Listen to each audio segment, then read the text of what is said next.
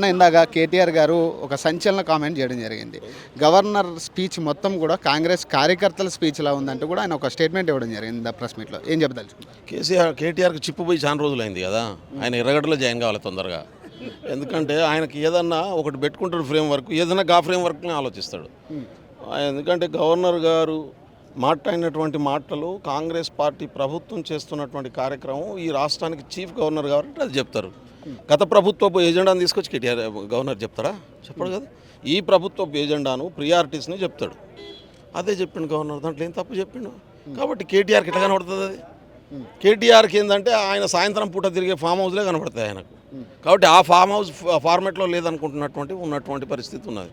అంటే అది కాబట్టి కేటీఆర్ ఇంకా సంచలనమే ఉంటుంది ఆయన చేసే కామెంట్లకి ఇట్లుంటాయి. అంటే చేతకాని సీఎం ఉండడం వల్లే ఇక్కడ రైతులు ఆత్మహత్యలు చేసుకోవడం కావచ్చు, పంటలు తగలబెట్టే పరిస్థితి వస్తూ ఉందంటూ కూడా ఒక ఈ కామెంట్ కూడా చేయడం జరిగింది. ఆయన పొద్దుగాల పండుకున్నట్టున్నది, మా పొద్దుగాల 7 గంటలకు కాలు వచ్చినట్టున్నది, అది వచ్చి ఇటు చెప్తాను.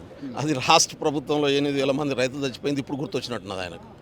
అందుకనే అది చెప్తా ఉన్నాడు. తెలంగాణ ప్రభుత్వం వచ్చిన తర్వాత భారతదేశంలో ఎక్కడా లేనటువంటి పద్ధతుల్లో 25 లక్షల మంది రైతులకు 21,000 కోట్ల రూపాయలు మాఫీ చేసినటువంటి పరిస్థితి.